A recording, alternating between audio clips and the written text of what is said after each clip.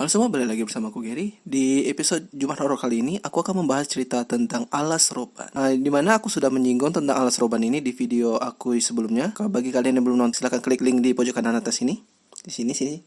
Di sana aku sudah menyinggung tentang alas roban, yang mana alas roban ini kerap kali dijadikan sebagai tempat pembuangan mayat hasil dari target Petrus. Banyak dari target operasi Petrus itu dibuang sembarangan. Namun penemuan mayat operasi Petrus ini banyak ditemukan di alas roban. Ketika Petrus sedang merebak, banyak masyarakat menemukan mayat di dalam karung dalam posisi terikat, dan di sana juga diselipin amplop untuk biaya penguburan. Masyarakat sana sudah mengerti akan hal itu, jadi ya mereka menurutinya aja dikubur sana. Meskipun mayat tersebut tetap dimakamkan selayaknya, namun tetap saja tempat itu meninggalkan suasana yang angker. Itu sekilasnya aja tentang alas roban. Alas roban ini juga terkenal akan keangkerannya karena banyak pengalaman mistis yang dirasakan oleh pengendara ketika melintasi jalur ini. Seperti apa pengalaman mistis mereka? Namun sebelum video ini dimulai, jangan lupa untuk klik like, share, dan juga subscribe. Mari kita bangun sama-sama channel ini. Dan itu juga merupakan salah satu bentuk dukungan kalian kepada aku supaya aku terus membuat video di channel ini. Oke, tanpa berlama-lama, mari kita mulai video tentang alas roban. Let's hear the story.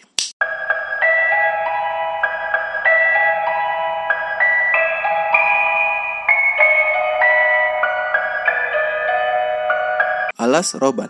Alas roban terletak di kawasan hutan jati di Pleland, Grazing, Kabupaten Batang, Jawa Tengah. Jalan yang dibangun pada era Jenderal Herman Willem Daendels, seorang gubernur Jenderal Hindia Belanda yang ke-36 yang memerintah antara tahun 1808 sampai 1811. Dulunya jalan ini dikenal sebagai The Groot Postweg, yang berarti jalan raya pos. Jalan raya pos ini dibangun untuk tujuan pembangunan infrastruktur sebagai dampak dari pertumbuhan penduduk. Roban sendiri berasal dari kata rob, yang berarti air naik. Kata ini sangat dikenal masyarakat pesisiran. Kampung Roban sendiri ada di Kecamatan Subah. Roban berada di daerah pantai Laut Jawa. Suasana tempat ini hingga sekarang masih saja diselimuti hawa mistik yang kental. Perkampungan Roban dulu dikenal sebagai Roban Siluman. Konon dulu masyarakat Roban memiliki ilmu gaib tingkat tinggi, yang mana mereka itu katanya bisa merubah diri mereka menjadi siluman buaya. Kawasan alas Roban terhitung mulai menjadi perbatasan antara Kabupaten Kendal dengan Kabupaten Batang. Pembuatan jalan di masa pemerintahan Gubernur Daendels melibatkan banyak rakyat pribumi yang lebih kita kenal sebagai kerja rodi. Kerja rodi dilakukan dengan tujuan untuk mempercepat proses pembangunan jalan. Tentu saja kerja rodi ini namun juga kerja rodi, kerja paksa. Banyak dari masyarakat sana itu dipaksa kerja tanpa dibayar upah, dan banyak terjadi kekerasan ketika penerapan kerja rodi itu, sehingga banyak memakan korban jiwa ketika pembangunan jalan alas roban ini. Sebelum jadi tempat pembuangan mayat target Petrus pada tahun 80-an, korban jiwa akibat pembangunan jalan ini atau kerja rodi banyak dibuang di kawasan hutan, sehingga tak heran alas roban sudah menjadi tempat yang angker sebelum Petrus merebak. Nah teman-teman, itu tadi sejarah singkat tentang alas roban,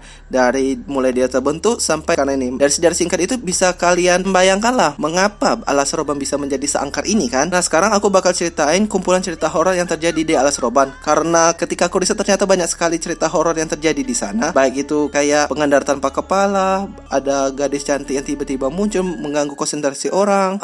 Itu kayaknya banyak sekali kalau aku ceritakan dalam satu video. Jadi aku pilih beberapa cerita horor yang menurut aku itu benar-benar menyeramkan. Jadi ini cerita horor yang menurut aku paling menyeramkan yang terjadi di alas roban. Cerita pertama, disapa kuntilanak terbang ketika touring. Cerita ini dibagikan oleh salah satu pengguna Twitter yang bernama Agung Hilman. Agung Hilman ini menceritakan pengalaman horor dia yang terjadi di alas roban ketika dia sedang melakukan touring dari Bekasi menuju Jogja. Agung Hilman ini melakukan touring bersama teman-teman pecinta Vespa dia itu ya, karena dia itu anak komunitas pecinta Vespa di Bekasi. Jadi dia melakukan touring dari Bekasi ke Jogja bersama 7 temannya ya. Ketika mereka lagi di jalur Bajun Putih pada jam 10 malam, salah satu temannya Agung ini bertanya, "Kita mau ke alas roban atau lurus saja ke Semarang?" Akhirnya mereka sepakat untuk melalui alas roban, karena kalau memutari Semarang jalurnya itu lebih jauh lagi menurut mereka. Ketika mereka masuk, pada awalnya semuanya normal, mereka masih bisa bercanda, bisa ketawa-ketawa, masih having fun lah. Sampailah pada akhirnya mereka masuk ke jalur yang gelap. Di jalur yang gelap ini, nama juga jalur gelap, minim penerangan, jalannya itu rusak, juga masih banyak truk yang lewat. Akhirnya karena kondisi jalan yang seperti itu menyebabkan si Agung ini terpisah sama rekan-rekannya yang lain. Kelompoknya ini terbagi jadi 2 grup, 5 orang di depan, tinggal Agung dan temannya si Putra ini di belakang. Putra itu nama samaran kata si Agung, karena Vespanya si Putra ini ini merupakan Vespa yang cukup tua, sehingga Vespa tersebut minim penerangan. Jadi si Putra meminta kepada si Agung untuk berada di belakang dia, karena si Vespanya Agung itu sudah dipasang LED. Jadi lampu motornya itu sangat terang supaya si Putra bisa melihat jalan di depan. Ketika mereka beriringan begini, hingga sampailah mereka ketemu bus. Mereka ini ingin menyalip bus ini. Mereka sudah memberi aba-aba kepada bus yang di depan. Bus di depan juga sudah mempersilahkan mereka berdua untuk menyalip. Pertama si Putra berhasil menyalip. Tibalah saatnya si Agung ini ingin menyalip. Tiba-tiba ketika si Agung ini ingin menyalip, datanglah truk dari belakang dengan kecepatan tinggi. Zoom. Si Agung itu hampir oleng. Deket banget nih, zoom. Si Agung ini oleng dan tiba-tiba langsung bantir ke kiri. Tapi dia tetap bisa mengendalikan motornya itu. Namun yang namanya juga oleng, akhirnya dia nyenggol Vespanya si Putra. Tapi nggak sampai tabrakan, cuma nyenggol aja. Karena hampir kena tabrak kayak gitu kan, panik lah. Mereka itu ingin coba menenangkan diri mereka. Nah, ketika mereka habis menyalip itu, mereka melihat ada cahaya di sana. Makin didekati, ternyata cahaya itu adalah warung. Jadi mereka berdua memutuskan untuk menepi ke warung itu untuk sekedar menarik napas atau menghubungi teman-teman dia yang sudah keduluan tadi. Ketika mereka berdua sampai di warung itu, si Agung sudah mulai merasakan hal yang aneh. Ketika dia memarkirkan motornya, dia melihat ke arah warung itu, ternyata si penjaga warung itu sudah melihat ke arah mereka berdua sambil tersenyum. Nah, senyumannya itu diiringi dengan tatapan yang kosong. Pada awalnya si Agung tuh nggak peduli. Lalu si Agung lanjut masuk ke warung itu untuk memesan minuman. Bu, pesan 2 botol air minum yang ukuran sedang. Ya mas, kata si ibu itu. Nah, si Putra itu tetap di luar warung karena dia ingin menghubungi teman-temannya. Dia ingin tahu posisi temannya yang sudah duluan tadi di mana. Ketika si ibu tadi sedang mengambilkan pesanan si Putra ini, dia sambil berkata seperti ini. Hati-hati mas, truk di sini emang gitu, nggak mau ngalah.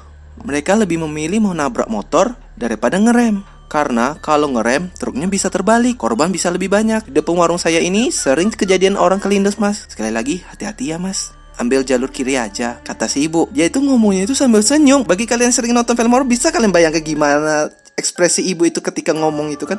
Ngomong kayak gitu sambil senyum. It's so creepy. Kalian itu diantah berantah, tiba-tiba ketemu orang yang kayak gitu, ngomong kayak gitu pula sambil senyum. Astagfirullah. Setelah Agung mendapatkan pesanannya, lantas dia langsung menuju keluar, menemui temannya Putra yang berada di luar warung tadi. Si Agung pun memberikan minuman itu ke Putra. Namun si Putra nggak langsung diminum, diletakkannya aja di cantelan Vespanya itu. Karena mungkin si Agung tadi masih panik akan kejadian yang hampir ditabrak truk tadi. Lantas dia langsung meminum minumannya itu. Kan posisinya Agung itu masih membelakangi warung itu. Otomatis Putra itu masih melihat ke arah warung itu ya. Seketika itu Putra langsung panik. Nggak tahu kenapa langsung tiba-tiba panik. Dia terus bilang gini, buruan bego, woi buruan. Si Agung kan bingung kok kenapa tiba-tiba Putra kayak gini. Sabar woi, lu kenapa sih tiba-tiba kayak gini? Yang lain mana? Lu udah hubungin. Tapi si Putra nggak jawab pertanyaan Agung itu. Dia tetap aja bilang, woi langsung aja lah berangkat dari sini. Karena si Putra terus melihat ke arah warung, si Agung pun ngeliatin ke arah warung itu. Dia tetap aja melihat si penjaga warung itu berdiri melihat mereka sambil tersenyum dengan tatapan kosong. Dilihatin sambil senyum creepy kayak gitu, gimana nggak takut tuh orang. Lantas mereka langsung cabut dari sana. Karena si Putra udah menghubungi teman-temannya yang sudah duluan tadi. Lantas 10 menit kemudian mereka bertemu dengan teman-temannya di tempat yang sudah dijanjikan sebelumnya. Nah, di sini terjadi juga kejadian aneh. Nah, si Agung melihat temannya yang bernama Andri ini, nama samaran, wajahnya pucet banget. Lantas si Agung bertanya dong sama teman-temannya, "Lah, si Andri ini kenapa sih?" Teman-temannya malah bertanya begini, "Lu dari mana?" "Lah, gua dari warung." "Warung mana?" Si Andri kenapa?" Kata, "Ya lu dari warung mana? Nanti dulu, Andri ini kenapa?" Nah, lantas mereka menjelaskan dulu kondisi Andri. Ternyata ketika mereka berpisah itu, mereka berlima ini sedang melewati tanjakan agak berbelok. Di tempat belokannya itu ternyata ada sebuah bangunan. Nggak bisa dibilang ya bangunan itu bangunan apa, karena bangunan itu sudah rusak total, nggak bisa diidentifikasi. Ketika si Andri dan teman-temannya melewati bangunan itu, mereka melihat ada sesosok wanita bergaun merah berdiri menunduk seperti ini menghadap bangunan itu. Ketika 4 temannya Andri itu sudah di depan dan Andri baru melalui tikungan itu, temannya si Andri itu melihat ulang ke arah bangunan itu. Mereka melihat wanita itu sudah hilang. Lalu mereka melihat ke arah Andri dan ternyata wanita itu terbang ke sebelah kirinya Andri sambil melihat Andri kayak gini. Si Andri itu dipelototin terus sama wanita itu. Lantas teman-temannya ini nih heboh, mereka panik. Langsung mereka bilang, "Jangan lihat ke kiri, jangan lihat ke kiri, fokus saja ke depan." Si Andri pun patuh sama perintah mereka. Lalu si Andri tetap fokus memperhatikan jalan. Selagi Andri fokus, teman-teman itu mengiringi doa supaya si kuntilanak ini pergi. Namun sudah 3 menit berselang, si kuntilanak itu tetap aja berada di sampingnya si Andri. Melihat Andri kayak gini dipelototin, si Andri pun penasaran, kok temannya ini melarang sih aku untuk melihat ke kiri. Lalu si Andri pun lantas melihat ke kiri. muka mereka berpapasan loh. Si Andri melihat langsung wajah kuntilanak itu. Si kuntilanak itu pun langsung melihatnya sambil tersenyum kayak gini. Ketika melihat itu, si Andri pun agak oleng, namun tetap bisa mengendalikan Vespanya. Lalu kuntilanak itu tertawa, langsung pergi ke arah hutan dan menghilang. Itulah yang menyebabkan wajahnya si Andri itu menjadi pucat.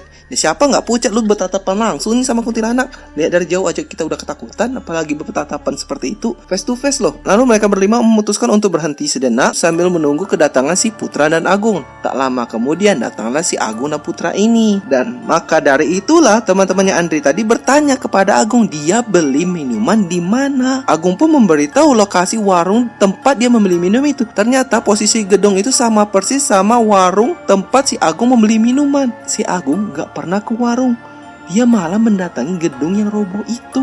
Lantas si Putra pun mengambil minuman yang belum sempat dia minum itu.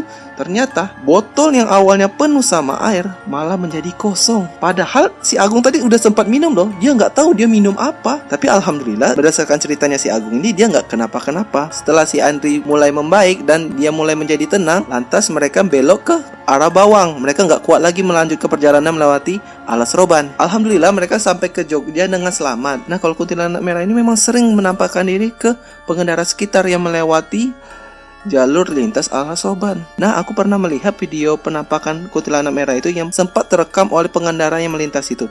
Coba kita lihat videonya.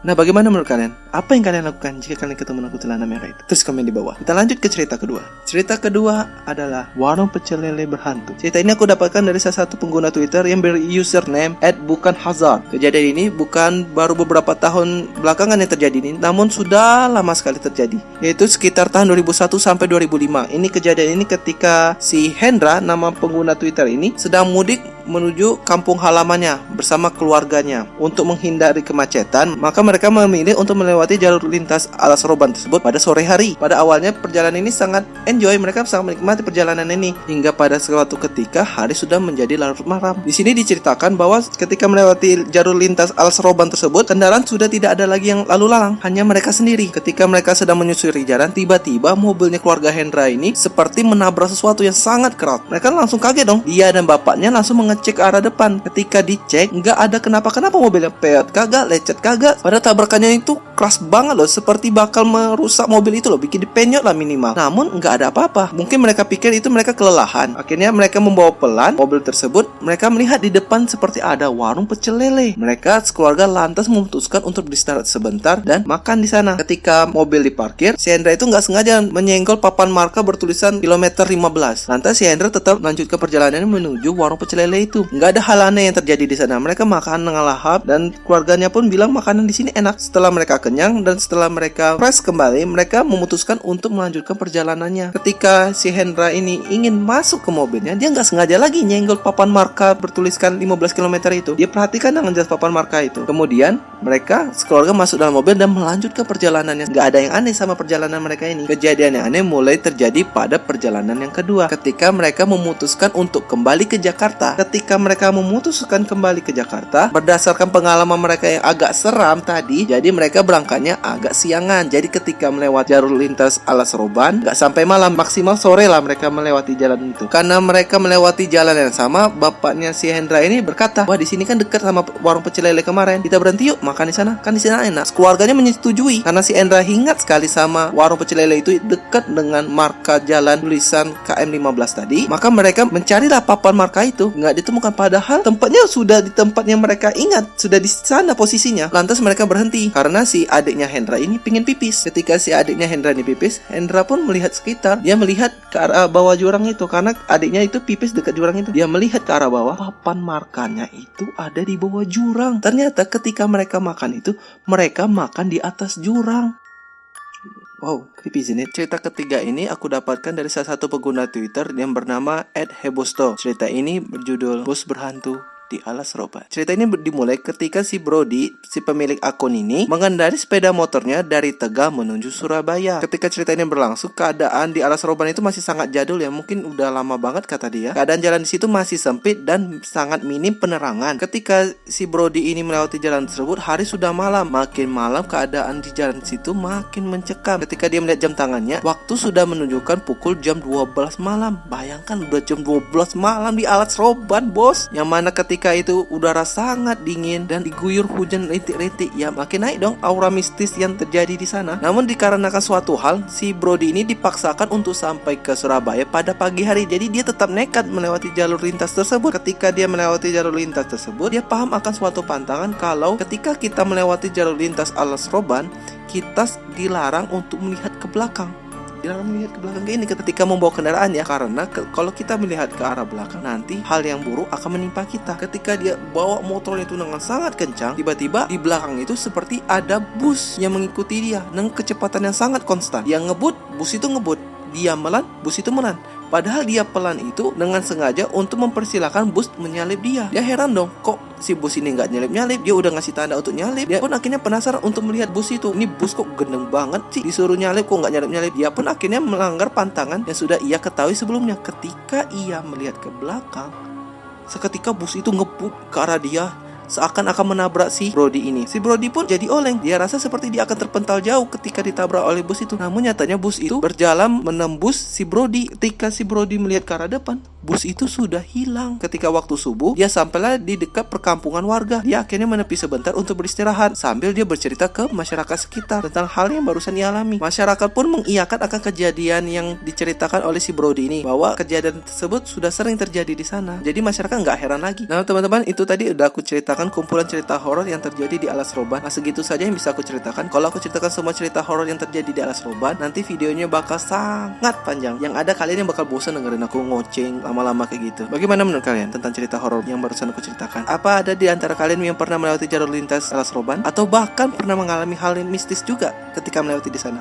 Coba tulis di kolom komentar. Aku pengen dengar cerita kalian. Atau juga kalian pernah mendengar cerita mistis yang lainnya yang lebih menyeramkan daripada yang aku ceritakan? Tulis juga di kolom komentar. Mari kita berdiskusi di sana. Oke, sekian dulu video ini. Jangan lupa like jika kalian suka sama video ini. Di-share aja kalau nggak suka. Nah, jangan lupa untuk subscribe dan nyalakan notifikasi supaya kalian mendapatkan pemberitahuan ketika aku upload video terbaru di channel ini. Sekian dulu dari aku, Gary. Sampai jumpa di episode Jumat Horor berikutnya. Bye-bye.